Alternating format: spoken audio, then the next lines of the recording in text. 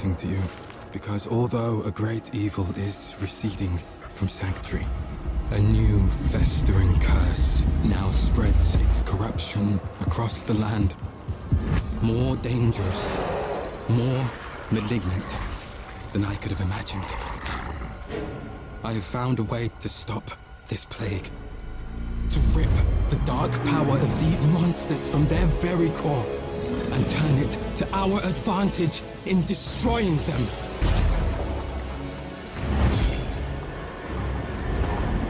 But I cannot do this alone.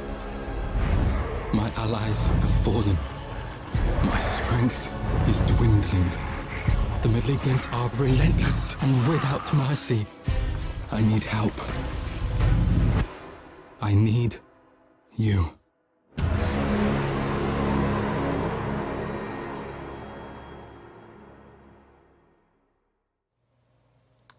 Hello, Diablo community. Welcome to another Diablo 4 Campfire chat. My name is Adam Fletcher. I am the Associate Director of Community here for Diablo.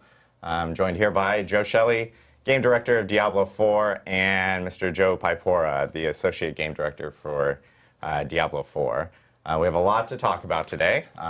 Obviously, we have this Campfire chat because we do want to talk about the patch that just released this past week, which is patch 1.10. We've seen a ton of feedback. We've heard a lot of feedback. And so we do want to go through, you know, a lot of the points of feedback that we've been hearing and at the same time the patch itself. The biggest thing that, you know, to kind of like kick us off here, I think we want to, you know, obviously acknowledge everyone's feedback in regards to reducing player power. We know it is bad. We know it is not fun. And it's something that, you know, we ourselves know that it's not the greatest play experience for players out there. We do want to explain why we ended up doing it within the actual patch. And then, of course, we also want to talk about like what we were trying to achieve specifically with this patch and with the changes that players ended up seeing. And then separately, we do want to also talk about how we don't plan on doing a patch like this ever again. We have most definitely heard the feedback from the players on that front. And we do want to talk a little bit about, you know, our philosophy, our own internal statements that we're setting for ourselves for future updates for the game itself. And then, of course, we do want to also talk about how we can talk better and communicate with the community better in regards to patches and updates coming to the game and what we can do to improve on that. So I know that the first thing we do want to talk about, though, as I said, was talking about, you know, why we ended up doing this in this patch. And I do want to throw it over to Mr. Joe Paipora over here to talk a little bit more about that. Sure. So I know that we've talked on stream before about, I know, our intentions for Diablo 4 being a game about choice. And part of that is ensuring that the various class options feel that they've got a place in the meta experience. And that kind of goes to some of the changes we made in 1.1. Now, Adam already called out that we've heard the feedback with regard to the patch, and we know that reducing player power is never a good experience in general. And I want to talk through like sort of some of the things that brought us to where we are today in terms of decisions we were making and why. So a few of the really big changes that were made as part of 1.1. First, really, I guess, to cooldown reduction. So we changed the amount of CDR that players can get as part of in the affix ranges and items that are rolling for them as they're going through the experience. CDR is one of the, if not the most powerful stat in many ways in Diablo 4. And the reason for it is obvious. When you're able to get CDR to a certain point, when using certain class mechanisms, you're able to get effectively like instantaneous like active skills. So like, you know, that can give you like unlimited resource, it can give you unlimited movement speed, give you unlimited damage resist, and it begins to dwarf the effectiveness of other options when you can start trying to take these things into account. Now, we know that blasting through content with those things is really fun, so it feels really, really painful to have to take some of those things away. And we certainly don't relish the idea. that was the original thinking for these sorts of bits. One of the reasons why we think that these builds are very prevalent at the moment is based upon like the nature of some of the endgame content we have in Diablo 4. In particular, thinking about Nightmare Dungeons, especially. The reality is that Nightmare Dungeons are dramatically overtuned from where they actually need to be based upon the place they fill in the role they fill in the game itself. So tier 100 Nightmare Dungeons are excruciatingly difficult for most players most classes to be able to actually get through.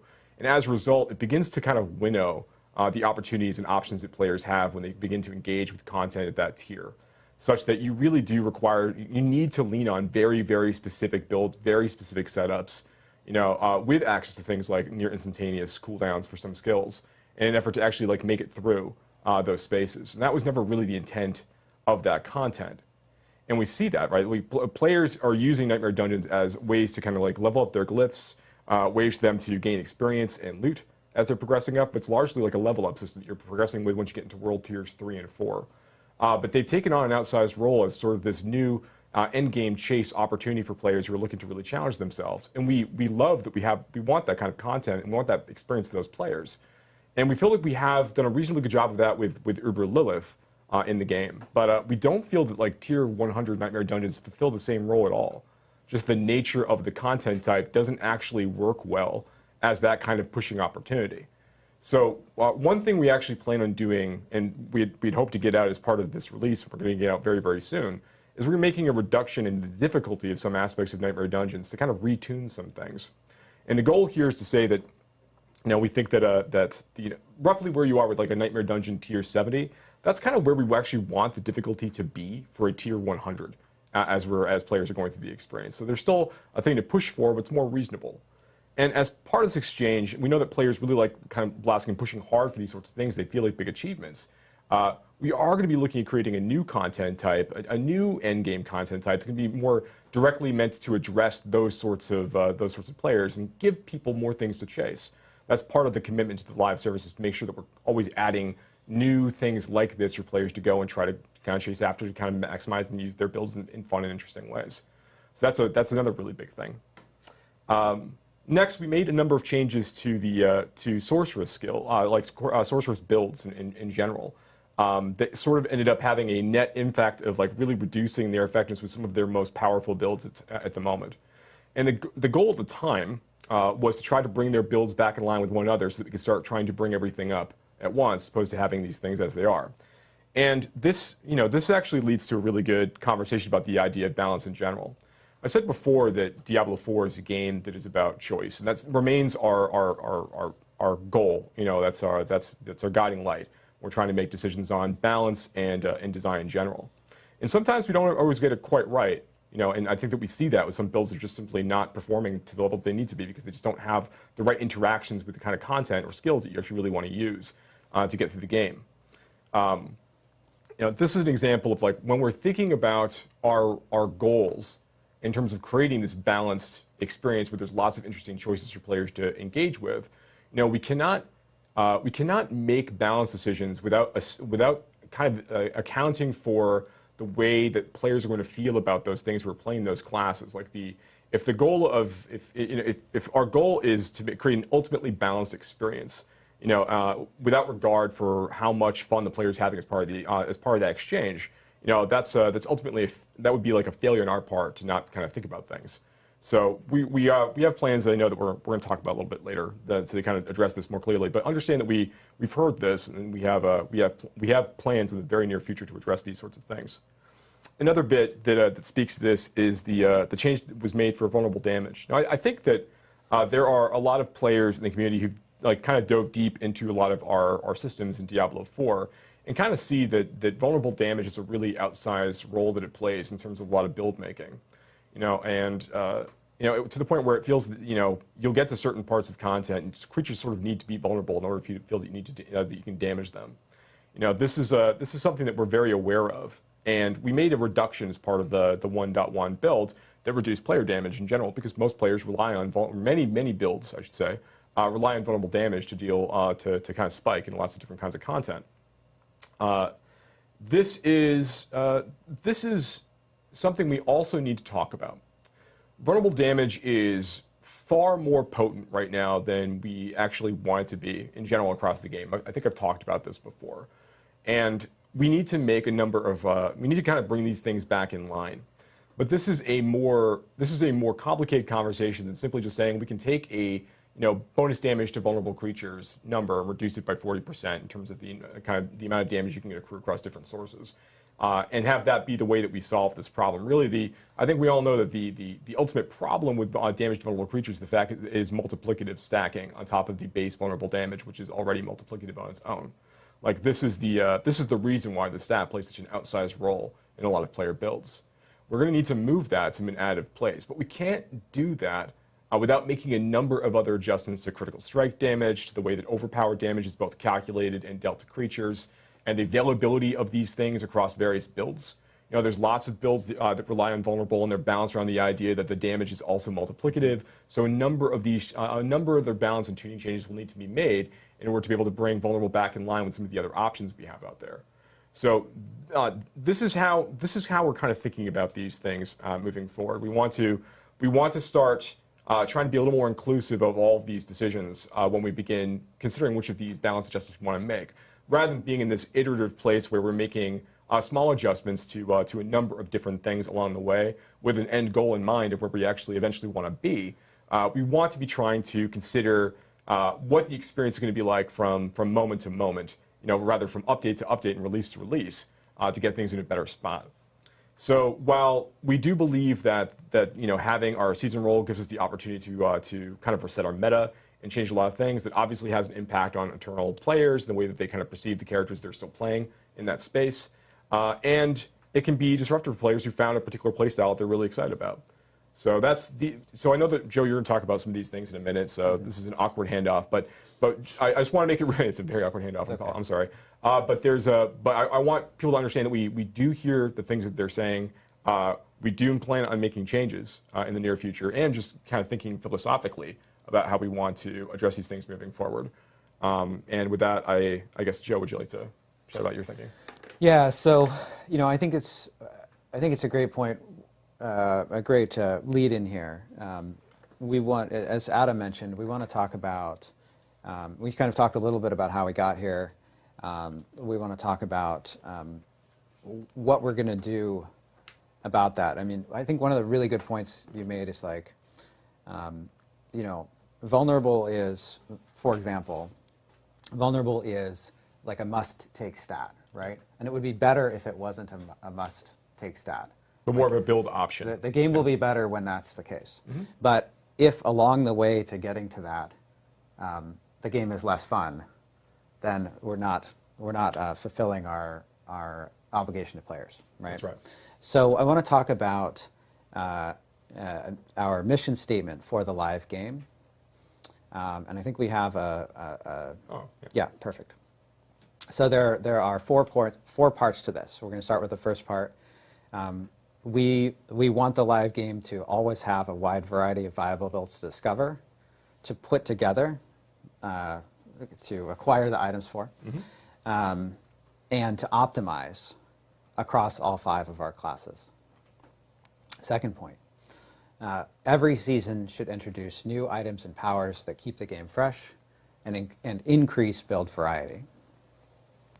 Moving on to the third point, the live game should also have continually evolving end game content. And that content needs to have high monster density for powerful builds to mow down, and it needs to have activities that challenge your build. And you were just talking about how while Nightmare Dungeons, I'll get to the fourth point in a second. While Nightmare Dungeons are technically challenging your build, they're challenging your build in some ways that are not very fun, right? Yep. Like being CC'd all the time. Yes, that's correct. Going through 20 tiers of Nightmare Dungeons where every monster can one-shot you, and then if you get clipped by one bit of chill, you're permanently snared, right? Or not completely frozen. Like these are not things that the Nightmare Dungeons system is doing particularly well right now in terms of making challenging content. Right. Yeah. So I think that's why it's so important. Your call out that we plan to introduce additional content that fulfills that that part of the mission statement to challenge your builds. If we can go back to the screen, I got kind of sidetracked, but I think it was really important. Yeah. And of course, ultimately what we're trying to do is make the game more fun for players, right? Players are at the heart of everything that we're doing. And if the game is not more fun for players, and we're not making the game, if players can't believe that as the game evolves, it will get more fun, then we're not accomplishing our goals either, right? And so the other point I want to go to here is a change that, Adam was talking about. How do we make sure that the next time we do a patch, we don't have, this doesn't happen, right? Yep. And so I want to talk about we call it a key process improvement. That's like a weird jargon term. A change that we're making that will help us avoid this situation. So I think we have a slide for this. When we make, and this goes, again, this is right along what you were saying here. When we make changes to increase build diversity, our goal, going back to the mission statement, is we want to have a wide variety of viable builds, right? So when we make changes that have the ultimate aim of increasing build diversity, we need to pair those changes with compelling alternatives. And that means that there are some builds that'll be overpowered. Mm-hmm. And we can't nerf those overpowered builds without providing compelling alternatives for players to pursue. That's right. It means that things like when we identify that there are a few individual like meta builds or stats that are like really, really powerful within preseason or within a season, that until we have created those other options and redesigned things around the nature of these and made sure that we've lifted up other options and brought everything in line, we're not going to move on those changes. There's going to be always situations where there are extraordinary outliers, that we're going to want. They're usually relying on like actual bugs that we need to address. But when it comes to like trying to bring things back in line with one another, we want to be able to make sure that we're doing those. When we make those decisions, we have a bevy of other options and alternatives available for players to engage with at the same time. So if players see it as taking like a toy away, that we're giving lots of other toys or lifting up other toys, to make them more viable as part of the exchange. Yeah, and that those toys are equally exciting. Yes. So let's go to the second point of this here. When we make changes like this, it's important for us to make them at predictable times. And Adam's going to talk a little bit more about our communication strategy here in a bit. The start of a season is an especially good time for meta changes to happen because there's a big refresh, everyone is rolling new characters, and there's new seasonal content, right? And changes like that will also appear in Eternal at the same time. And the third point here, as Joe alluded to, there are certain situations. We saw a case where we had a skill that could do 10 to the 37 damage. In cases like that where the damage is literally breaking the game or crashing the servers, we'll still react to those situations. But that doesn't change the first point here in terms of allowing builds to be overpowered. And I think, one of the things that's important for to recognize and state is that ultimately ARPGs, or some people call them hack and slash games, are about power fantasy, right? And they're about us inviting players to break the game to some extent, not to crash. There are lots of ways to interpret the word break, but and find fun toys that we've made, do crazy things with them, and we need to make sure that we aren't trying to punish players for doing that, because ultimately that's the playground we built. That's we built a game that's like, go find crazy stuff, and we need to make sure that when players take that invitation, that we're not punishing them for that. That's right. Yeah, and I know when we were talking about at least the Nightmare Dungeon stuff beforehand, and we can go into it in a little bit more detail once we get to the stuff that might be coming down the pipe here. the one thing I think that I wanted to like really highlight on was, obviously we did this patch and we made these changes and we brought character power down, like player power down, essentially. That in itself was also supposed to be paired with these Nightmare Dungeon changes that where Joe was actually talking about earlier, and it's something that we've learned throughout this process is, as you guys were talking about, that we have ultimate visions for something that is further down the line, and doing that all together at once during those moments, as opposed to doing them over time and whatnot, just leads to a better experience overall for players. And that's something that we most definitely will be doing as we build out future updates and patches and so forth. Of course, a key component to this is how we communicate to players, and there is been a lot of feedback in regards to like, hey, it would have been great if we knew some of these changes were coming down the pipe, and it's a hefty amount of patch notes. We could have digested this like over a few days beforehand or a week beforehand. So one thing we do want to commit to right now is that we do plan on going forward always providing patch notes and communicating these patch notes through streams like this, through Campfire chats or developer update live streams beforehand, well beforehand, like at least a week before the actual update hits. In no matter state, because I know sometimes we're still like trying to like maybe potentially squeeze in a few different things into patch notes and stuff like that up until like the last second, just on the nature of production of how we are. But I will say we do plan on sharing those no matter what to the community going forward, from here on out through a stream or written through blog or something like that beforehand, well beforehand, before players can actually get into game and actually try it out on their end. So at least we can hear feedback and you guys can actually digest the information beforehand. In fact, we do actually have, of course, future updates here that we do want to talk about here really quickly. But one thing that we will commit to right now is that next Friday, so exactly 1 week from now, we'll be back on a live stream, because we will start with that live stream where we will be talking about our next patch that will be coming to Diablo 4.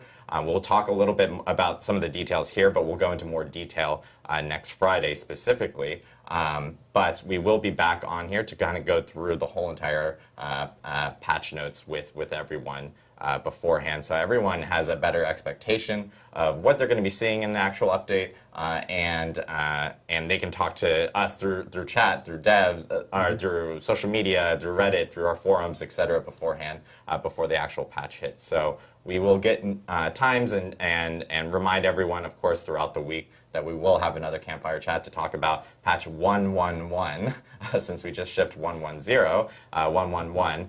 But we do want to talk a little bit about patch 111 today, just because there are some items that we are aware of that we know will be of interest to players, specifically when it comes to things that they've been asking for, and at least it gives you guys a little bit of an early preview of some stuff that's coming down the road. I think one big thing that everyone has been kind of talking about as of late from this current patch is like some of the sorcerer and barbarian items and stuff like that, and how we've obviously tuned a lot of classes down, and there's questions of like, hey, is there any changes in the future for those two? Yeah, we're taking a long look at a lot of the sorceress and barbarian aspects that aren't being utilized very well right now, and trying to lift a lot of those back up. So there's going to be a wide range of legendary power and unique item improvements for these two classes in particular. We're taking a look at a lot of things, but we're really honing in specifically on sorceress first, and then also getting a lot of barbarian updates in there at the same time. And this is for 1.1.1. Correct. So the very next patch and cycle. Yeah, and we expect that patch. Obviously, if we're having a live stream now, next Friday, we expect that patch here in the next couple weeks or so. So at least you guys can get an early preview on it. Yeah, and on that Friday, we'll be talking a lot about the specifics of all of those changes, and kind of hearing what the community says. Yep. It feels like and in fact, the Nightmare Dungeon items that we were just talking talking about just now, that's actually, we're planning on actually rolling that out in a hotfix. Specifically, and that is something that we actually plan on rolling out later today. So we'll have more information on the Nightmare Dungeon changes that will be that we talked about earlier. That will be coming out later today via hotfix. Another big thing that we've talked about in patch notes, because we've toned it down, and now we're kind of and we had mentioned that to players that we did plan on bringing it back up. It is monster density. In Nightmare Dungeons and Helltide. So I know that you guys had some plans and so forth related to that. Yeah, so I mean, going back to the mission statement I mentioned earlier, a key part of the live game is having high density areas for players to mow down, right? Key part of ARPGs, right? Key part, of which Diablo 4 is one. That's true. Pardon my grammar. And so we're going to be increasing the density in Nightmare Dungeons substantially, and we're going to be increasing the density in Helltide as well. Now, with the Nightmare Dungeon changes across the board for Nightmare Dungeons, all Nightmare Dungeons will get more dense. The Helltide change, there are certain areas of Helltide that are extremely dense, right? Yeah. Like the tar pits, for example, is very dense.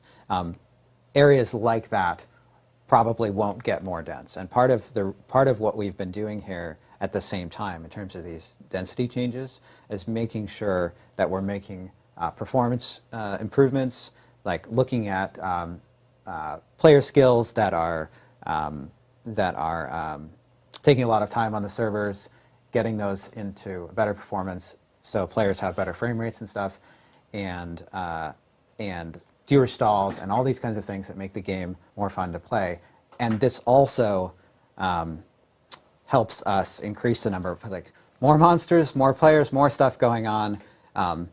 And we know that the density in Nightmare Dungeons in particular needs to go up. And so we've been working on that to make sure that we can accomplish that. So density in Helltide will go up, not uniformly. Density in Nightmare Dungeons will go up uniformly, and these will be substantial increases. Which I know players have been talking about constantly, wanting additional density on this. Rightly so. And a big topic right now is inventory concerns. We've heard from players. I know we've talked about gems and so forth actually becoming materials in Season 2, which to help out with some inventory concerns specifically. I know you guys have information, at least in regards to stash, and what might be coming in 1.1.1. Yes. So certainly the gem change is still coming in Season 2, like you said, but we need more stash help now, right? And so in 1.1.1, we're going to be adding an additional stash tab for players so they can store more aspects, more Malignant Hearts. Yeah, this has been like an ongoing conversation every week inside the dev team of like, do we feel that we're ready to do this yet? Do we feel that we're ready to do this yet? Like the density conversation and the stash tab conversation. Like the engineering team's been working really, really hard to be able to like make these adjustments possible for us. Like there's more that we're doing. This is now a never-ending conversation of like what else can we do and what else can we be doing to try to improve the experience? But like we've definitely heard these two concerns, and we're just really happy to be able to bring them in as early as 1.1.1. Yeah. Oh, and I should mention that along with the stash tab, we're making a small change to Elixir stack size. We're going to bring that up to 99. So that'll help a little bit. Awesome. Obviously, like with new starts to seasons, and if we do have these types of changes that occur within the patch that may change, whether it's the meta or the balance of specific things, there's been questions related to respecs and how that has been pretty expensive on people's like their own personal economies with gold and so forth. I know we have respec changes that are also coming with the game itself. You guys probably know more specifics on the numbers. Yeah, I mean, this really goes back. Joe was talking about our commitment to choice earlier, and it also, but I think it also goes back to when we say in the mission statement we want to have a wide variety of viable builds. Great, but if you can't switch between those builds, then it still feels punishing, right? So we're going to bring respec costs down by about 40%, quite a bit. Cool. Yeah, so it should help out with people that want to switch over to a different build and so forth, or they do have to adjust over to another build. They get the option of actually being able to do so, or have an easier option of being able to do so. And that'll be in 1.1.1 and that'll be in 1.1.1 as well. So. And then I know, lastly, like one big thing is, you know, as players kind of progress through the game and the leveling curve kind of goes through, especially like post like 70 or so, we've been looking at you know, the player journey and how they've been getting up to 100. I know there's some changes that you guys are looking at in terms of like experience and so forth from that end. Yeah, I mean the short version is we want to make leveling from 50 to 100 faster. By adjusting XP. I don't know if you have. Yeah, I realized when I was talking earlier about the changes we made. Obviously, we also made the change to XP gain when fighting creatures above your level, and I failed to mention this discussing it. Yeah. So the original intent for that was we found players basically sitting at like fighting creatures like 3 levels above them and never felt like they were really challenging themselves beyond that. We wanted to stretch that out a bit further, but that went from, you know, a 25% bonus to a 15% bonus. And we knew that density changes were coming online, so we thought about this a little bit. But you know, I read a lot of feedback, like afterwards in particular, that just made it sound like people thought that we were just trying to make the game take longer, which wasn't actually the goal. But realized that the 25% to 15% change did constitute a nerf. As a result, that is the thing that we're thinking about as well. We are not trying to slow down the game. No, and to that point, like we have a vision for how long we want the game to take for players. We realized that it's taking a little bit longer than that, than what our vision was originally for a lot of folks that are leveling up, particularly when they get to certain parts of the game, like, you know, when they're World Tiers 3 and 4. Yeah. So we are looking to like really to readjust the XP rates for those areas, because we aren't looking to like have you hit this absolute brick wall when you hit like level 70 or something, right? Like there's not like these moments where you're going to feel like you just can't, or 75. Like, you know, we don't want you to have this feeling that you just can't make meaningful progress, that we're just artificially holding you back. That's never been the vision or the goal, right? It ended up working out that it wasn't, the players weren't as earning XP at the rate that we had originally expected, is what it really came down to. So these are, like, we are making changes in this regard to kind of bring this down a bit. Yeah. And I mean, you've seen, certainly we did things like increase the XP bonus for Nightmare Dungeons a while back quite substantially. Yep, and Whisper Completion, Helltide chests. Yeah. Now, notwithstanding that, there are changes to XP related to addressing, you know, the power leveling case, because we don't have like group up, have fun with your friends, like power leveling each other. The only case that we think is not very fun is the case where one person is standing at the entrance to the dungeon and the other person is having all the fun killing monsters. Yeah. And so, you know, when we look at the balance of the XP changes in 1.1.0, we think that additional changes need to be made to make the game faster, especially between 50 and 100. Yeah, we want level 1 to 100 to feel like an achievement, but not like a job. Yeah. Right. So like we want to make some adjustments to make sure that it feels fun, very achievable, obviously within the season timeline. But yeah, so we are going to make some adjustments. We'll be talking about more probably next week in terms of with more specificity. Yes, very soon. Yeah. So again, we'll be back on stream next Friday to talk about all the details of the changes, including the barb and like sorcerer changes that Joe had mentioned, along with other changes that we are preparing right now for the patch itself. That patch itself is supposed to be hitting in the next couple weeks. Obviously, if we're doing the stream on Friday, it means it's coming pretty darn soon for after that stream. So, but we did want to make sure that we got in front of players to actually talk to them about everything, and we plan on doing that going forward if we ever have one of these larger patches that actually make some pretty significant changes within the game. We'll either get in front of you guys via stream, or we'll end up posting about them earlier so that you guys get a better idea of what's to come for those. I know that we do want to take some questions, a bunch of questions actually from chat and so forth. I know one big question that has always kind of come up has been about leaderboards and so forth within, and the expectation of when those might be coming in. I know that ideally we're aiming for Season 3 for the leaderboards in itself. I don't know if you guys have any like additional information or like additional insight onto those from your end. Yeah, so one thing that's really important to us for leaderboards in Diablo 4 is that we don't think that like tying this directly to Nightmare Dungeons or content type exactly like that is going to make a lot of sense because the variety of the nature of the system. So we want to make a content type that kind of partners directly with leaderboards so that you can be judged in kind of like this kind of more even playing field when you're going through that experience. But that is content that we are actively in development on and are excited to try to get ready for Season 3. So we're going to be making, I'm sorry, the short answer to this is, we're excited about our competitive feature. We are making a specific content type that goes alongside that you're judging yourself against, and we're looking for Season 3 for that. Question from You Stupid Walrus is Uber Uniques, what's the future? They mathematically don't exist, so I don't think it's a good waste of resources of them anymore. Sorry, I was really distracted by the walrus. Okay. Can you read the question again? Uber Uniques. Oh, right. What's the future? They mathematically don't exist, so I don't think it's good to waste resources on them in the future. Yeah, that's a good question. So, Uber Uniques are designed in such a way that they are a huge spike of power, and we're receiving feedback, and we understand the feedback on some of them, but they represent a huge spike of power, and as such are not expected to be part of builds necessarily. One of our goals underlying is we don't want players to feel that one of these are mandatory that you must find in an effort to bring your build online.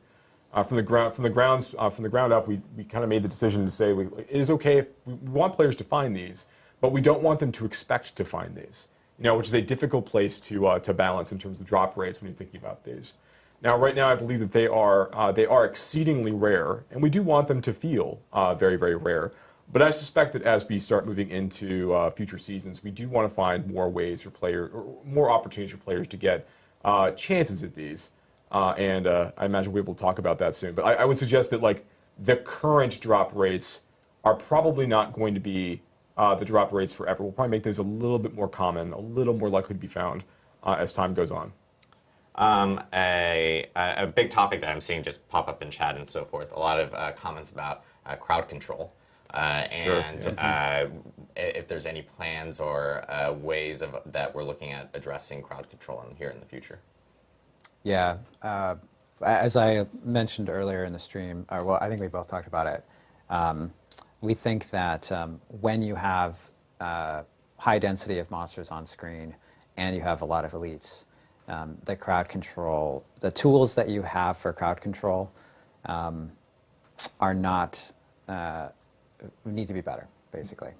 And some of that is going to be adjustments to things that feel unfair, and some of that is going to be adjustments in terms of your tools. I think that we'll be able to, this is something that we'll be able to speak more to in terms of specifics and how we're going to address that, but we agree it's a problem in the future. Yeah. Question from I'm so bad. IK Recoat. I tried. I'm so bad with names. I'm sorry. When will loadouts be added? Yeah, it's a feature that the UI team is very excited about and something we've talked about a bit internally. We don't have a timeline for the idea of loadouts just yet, but it is something that we're continuing to actively talk about. When we have more information to share in terms of like when something like this could potentially be added to Diablo 4, I'm sure that we'll talk about it. Barag Zero says, what is the time frame on 111? It doesn't seem very clear. Is it before the middle of the season? How long do I need to wait for Sorcerer and Barbs to have their changes and be playable? It is much sooner than mid-season. As I said, it's only like a couple weeks away, and by a couple weeks I mean like very, very soon. Like if we're doing a stream on Friday, I would expect it within a couple days after the stream. We have to provide some. If we say anything too specific today, production will choke us out. So we have to be very careful about the language we use. But yes, very soon. Only because with patches themselves, of course, there are. We're on a lot of different platforms and everything, and of course those go through certification. If a certification gets pushed back or whatnot, then we obviously need to readjust schedules, so it's hard for us to actually put a specific time on until that actually occurs. But very, very soon. BaldB79, are there any plans for some changes for experience between, say, level 75 to 100? This is actually something that we just commented on, but the journey feels a bit dull. There are several events, but only nightmare dungeons to provide challenge. World bosses, Helltides, and Whispers are a good idea, but just too easy. Mm-hmm. Yeah, there's so we talked about, so I guess there's two real parts of this, like, are we making changes to the XP progression for players while they're moving through, like World Tier 4 in this case? And the answer is yes, we are going to be looking at making changes to that, and we'll talk more about that soon. Mm-hmm. And then secondly, do we feel that there are the right number of like milestones for players to engage with, enough goals to kind of like consume while you're also just leveling up, and enough content to kind of do as you're leveling up in these world tiers? And I think that the answer is no, that we know that there's more things that we need to add to the game, particularly for World Tier 4. But really just once you get into World Tier 3 and 4, just like find more opportunities and more content and new things for players to do as they're leveling up through those spaces. And we do have plans for those things, and we do have thoughts on stuff we want to add in Season 2 in particular, and some things we're looking to continue to talk about moving forward. Yeah. But yeah, we recognize that there's more we would like to add to that journey to kind of create more variety and more moments of challenge as well while you're progressing. And not just at 100, but all along the way. Podoc24 says, what are your plans to adjust loot drops? This I'm going to add on to his question after I read it.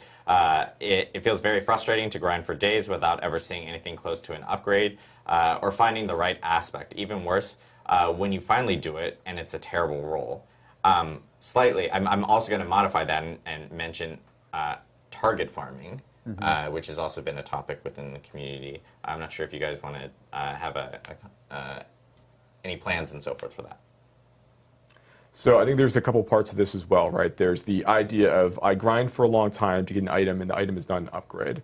And particularly, when you're in World Tiers 3 and 4, where you start dealing with sacred items and ancestral items, where you're kind of dealing with this larger bucket of eye power range, this can certainly tend to be true, unless you're looking for specific kinds of affixes, you're looking for particular kinds of roles, right? So there's a couple things. One, we know we want to try to reduce the difficulty of like kind of comparing and looking at a number of different items all at once and trying to get a better sense of that. These are things the UI team is very passionate about, and conversations are ongoing in terms of how we want to achieve that. Like things like loot filters, things like that.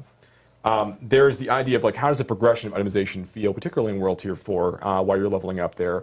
And the systems team has ideas on things they would like to include. It's too early for us to say exactly, to like really like lay them all out just now. But there are ideas and things we want to do to kind of improve the feeling of progression through the ancestral tier, so that you feel like there's more thresholds and there's more opportunities to kind of get upgrades as you go. And then lastly, there's this idea of target farming. So legendary aspects are a place I think that we can afford to do more. We know that players are looking for certain aspects. They're trying to find certain things. They're trying to find particularly unique items. I think is often the case, right? They want their Tempest Roar, whatever it is they're looking for. They're looking for that thing. We do have plans in Season 2 right now to have more content you can try to target farm in order to find certain unique items. And I think there's a natural extension of that to figure out like what's the right way for players to be able to find an easier method of getting into some of the aspects they might be looking for as they're progressing through. So that is something that the rewards and systems teams will be thinking about and hopefully be able to talk about soon on stream. Yeah, and I do want to note, like, I know we have an update here coming for 1.1.1, which we just talked about is in the next couple of weeks. There are going to be other patches before Season 2 and so forth, with additional changes and items that we just haven't noted, and I just want to clarify specifically on that. We do have more patches beyond 1.1.1 before Season 2 to address a lot of feedback that we're receiving from players and a lot of opportunities for us to actually do so. Can we get some sort of matchmaking system to help with partying up with random people or group finders? I know we had talked about group finders before. I know this is something that the team has obviously received feedback about, like helping out with like the social systems and so forth within the game. It is being evaluated, I know, and the teams are looking at it. We just don't have an exact timeline of when those are actually coming in specifically from that end. Are there going to be changes with arm? Oh, sorry, I forgot that was Andy for Man was the last question. BeanPot10 says, are there going to be changes with armor regarding survivability? Hardcore is almost unplayable on Sorcerer with one-shots from corpse bows and low innate due to low innate armor. Yeah, I think survivability, especially on Sorcerer, is something that the changes that Joe was talking about for that we'll be talking about in more detail next week is one of the things we want to include in that. We recognize that.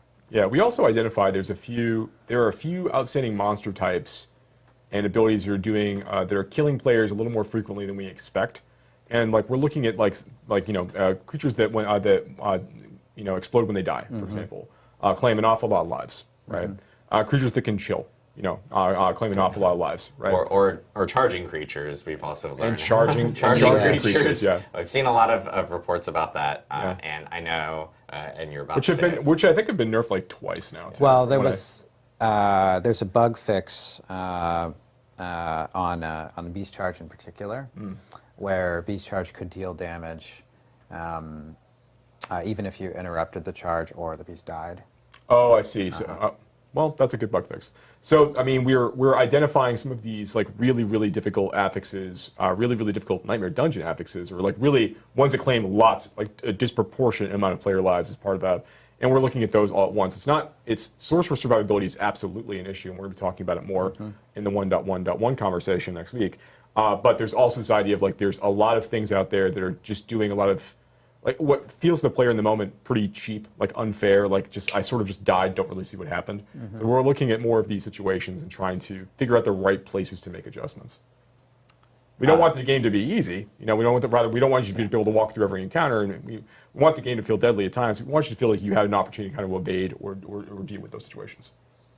In regards to someone, Zeus DNA says we'll be seeing the hotfix notes before the hotfix comes out today. Yeah, we'll get the notes up. The deployment hasn't started and it's not starting until later this afternoon, but we'll get the notes up so that players can see it, and we'll be mentioning it so that players can actually read through them and so forth. Right. This is a pretty large hotfix in terms of like items that we're actually fixing and the Nightmare Dungeon stuff that we had just talked about. Yep.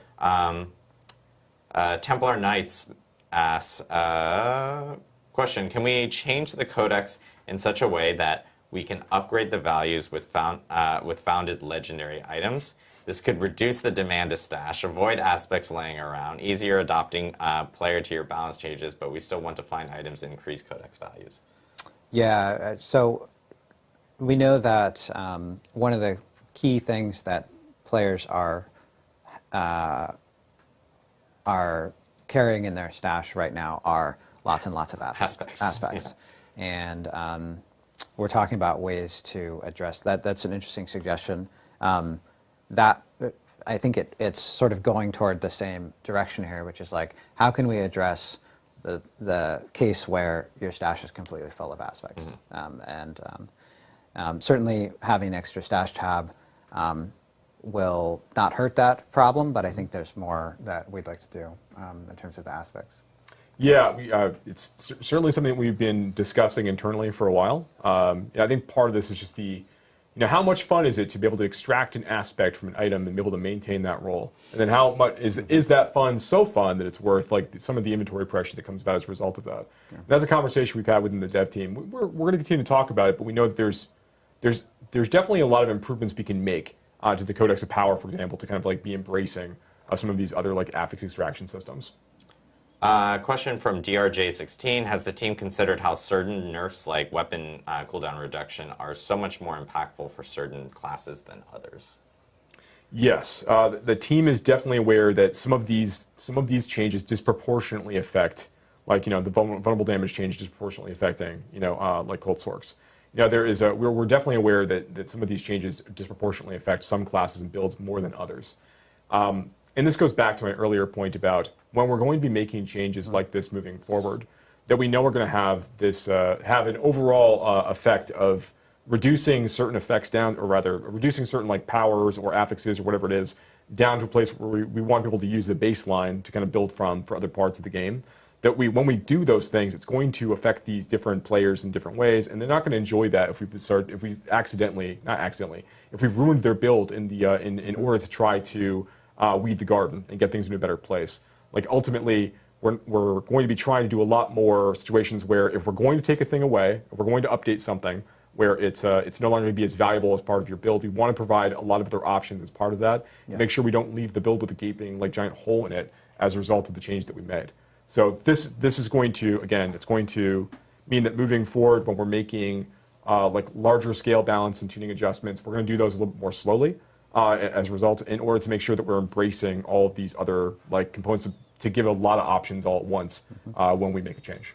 Yeah, it goes back to the change we had on the screen before, right? We're going to provide compelling alternatives when we make those kinds of changes. That's a punchy way to say it. Punchy way. Kennywa says, question, why did you guys increase the cast time on stuff like leaving dungeons? Feels like you're trying to slow down the game by making us waste time for something that might feel useless. We can look at that. We'll continue to evaluate that change. It's a fairly small difference. I know that in an ARPG, small amounts of time can be meaningful. We did add the reset dungeon button back in. It does require that you're outside the dungeon, and so there's kind of a loop there. Loki5123 asks, are you going to add more than 6 or 7 items a season? Are there plans to add more? The feeling is they feel like they would want more items per season that are actually added in. Yeah, we've always said that we wanted to take in the feedback from the players as we kind of got these seasons out the door. So season 1, we add the 32 Malignant Hearts, which I think have been pretty cool. We're going to be looking at the balance, some of them to kind of like lift them up, make them a little more exciting in some places. But broadly, we're pretty happy they generally are. And then we have our uniques and our legendary items that we add with the season as well. I think if we see that there's like a lot of interest in trying to get more of these, we can start trying to think about how we can inject a few more legendaries into the game with each season, or a couple more uniques potentially into the game with each season. But we want to continue to see like kind of what the feedback looks like.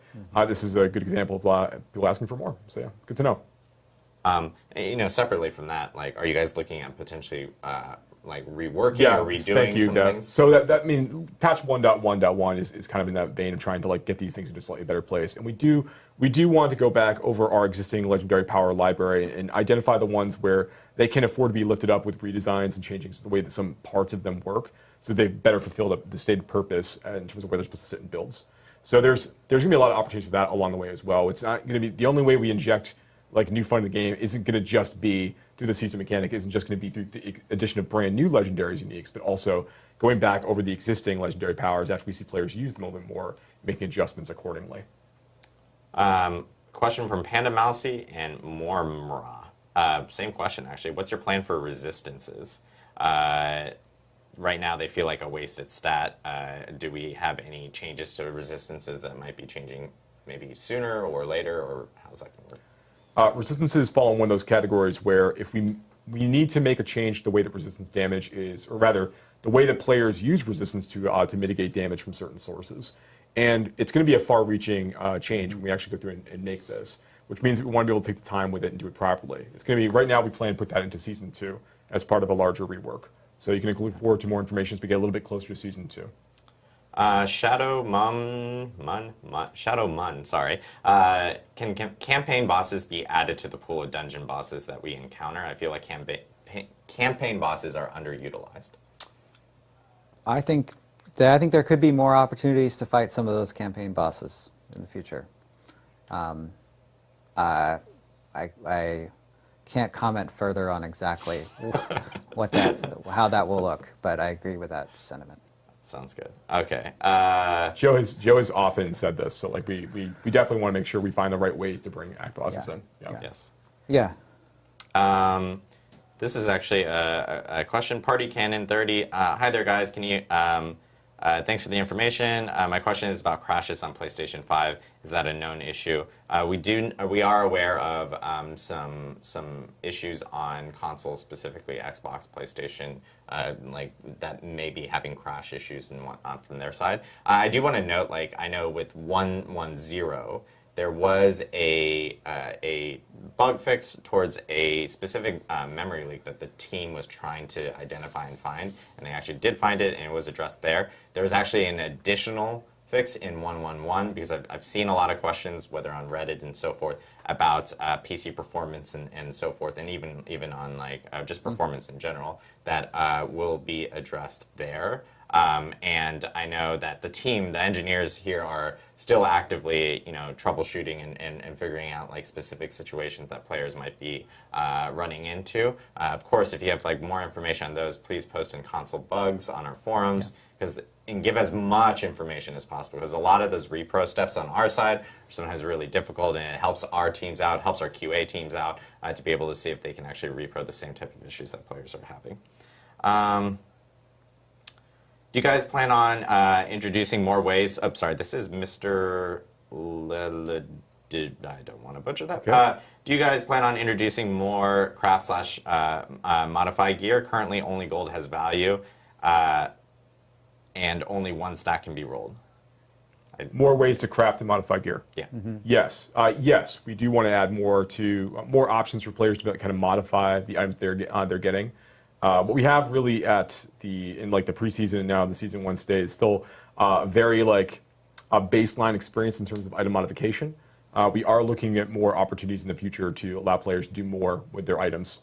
So yeah, that is a plan for the future. The Almighty Striker says, why does the Necrominions why do they take ability slots? It could be easily a different button. How many of Necrominion builds have beat Uber Lilith? Lots of questions about, is there, we already answered the drop rates for uniques and so forth. That was the second part of the question. But I guess the question mostly is about Necromancer minions and ability slots. Also, I saw other questions related to companions, whether they're Druid companions with wolves or Necromancer minions, if there's any changes or plans for those to actually potentially get a little bit more tweaked up. Mm-hmm. Yeah, this is something we do care about. One of the things that that sounded dismissive. Yeah, we care about a lot of things, but go on. What I was just trying to get to another point, which is there's some really cool stuff in some of the Malignant Hearts that affects this, in terms of like kind of getting credit for additional abilities. Yeah. And we do care a lot about the number of the sort of like ratio of ability to number of slots that it takes up, and making that as optimal as possible. Yeah, that's right. We want to make sure that if you're going to play a Necromancer and you're going to summon skeletons, that you are going to be. I mean, that takes up that's the weight of an ability. Like it's the same as having an active. You need to like playing with it. It's going to take a little bit of space in your bar. You don't get that in addition to a bunch of other things. If you don't want to have skeletons on your bar right now, the idea that you'd be sacrifice a lot of those skills in order to give you that extra space. And in terms of the viability of like minion builds at various parts of the game, there are some builds that are able to like get pretty deep into content, obviously, but I think there's still room for improvement in terms of like minion survivability and other conversations along those lines. That is something that's still happening. And then there was the other conversation, the question about Druid companions, right? Yeah, kind of similar to Necromancer minions, and people were asking like, can that ever be a viable thing? Yeah, I think possibly. We see players. Actually, there are a few players that run like literally all 3 companion skills and use that as part of the build that they'll go after for their druid. And I think that there's likely room here to do more with companion skills. Whether it rises to the full level of like a complete like spec, I think is going to be interesting. But I know that there's people on the team that are very excited about trying to explore more of this side of the druid over time. But we don't have there aren't as many interconnecting points for the way that you interact with your companions right now, and the way that the skeleton army does for the Necromancer, in terms of ways that you modify them and do more with them. So I think there's some groundwork we need to do to like provide a lot more options there, but something that the team's interested in. Yeah. I'm going to do one last question here, which is, will there be better loot tables for like treasure goblins, any alternate goblin types specifically for those? Yeah, I think we loved how many, D3 has like all kinds of goblins. There's like 10 different kinds of goblins, or 14 maybe. It's been a little while since I looked at that data in the editor. But we think that there's lots of room for there to be more fun goblin types in the future. And in terms of the treasure goblins have a tendency to provide, we actually I had a conversation with the lead system designer last week talking about this. We are going to be making we are going to be buffing like legendary drop chance, for example, from items that will appear from treasure goblins. We do want them to be to feel a little bit more exciting when the moment they drop. Awesome. Yeah. Cool. Well, I know we talked about a lot today. I just want to recap some stuff that we had mentioned today. Obviously, we've been hearing a lot of feedback regarding the patch, and we're telling you guys now that we completely hear you loud and clear. We don't plan on doing patches like this ever again, where we're not going to be essentially removing the fun and the player power from players drastically like this. Yeah. And if we ever do that for any type of class, like a build or whatnot, we'll make sure that there's always some really good alternatives for players to actually be able to try out a different build that will also be boosted way back up to kind of help out and give other options for players to actually kind of jump into. And we will ourselves do a better job of course, communicating back to the community. Again, what we're saying now is that we will be getting patch notes in front of the community way earlier in advance, whether through a campfire chat or through like a blog of some sort or any type of communication, so that you guys can get a better chance at looking at patch notes beforehand, seeing any type of changes that might be coming down beforehand. Because I think communication was key here. I think you guys not seeing what we were planning on doing and us kind of giving that vision really affected a lot of the response from you guys. And I think if we just provided that over to everyone and gave a little bit more of a heads up, I think it would have helped a whole lot there from that specific situation. Well, Yeah, keeping in mind, I'm sorry, go ahead. I was just going to say, I think that's absolutely one part of it, and you were talking about it in a more full way, but I want to really make sure I hit on, like, one of the really great points of feedback that we've been seeing is like, why can you nerf things today and then buff things far in the future, right? And so what we're saying is, not only is there a change to communication, but we're also going to pair changes like that together so that we don't have exactly the situation that players have called out as unfair. Yep, most definitely. And of course, with 1.1.1 coming really soon, we are committing to another campfire chat next week, next Friday. Probably the same time, we'll confirm. More than likely it'll be 11 a.m. next Friday. We'll end up posting about the details over the next week, so that just as a reminder to the community. And there we'll actually go through all the changes that we just talked about here into greater detail.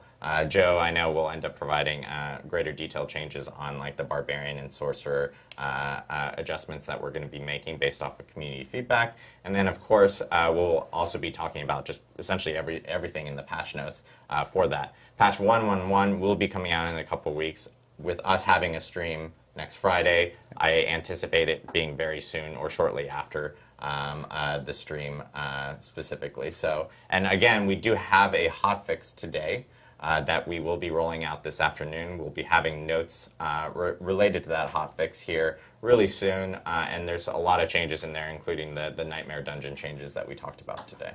So, again, thank you guys for the feedback. We most definitely hear you loud and clear. It's something that we wanted to address, and it's something very important for the team here, for us to actually address the community and talk to you guys more about it, and also change some of the ways that we were doing specific items or specific processes.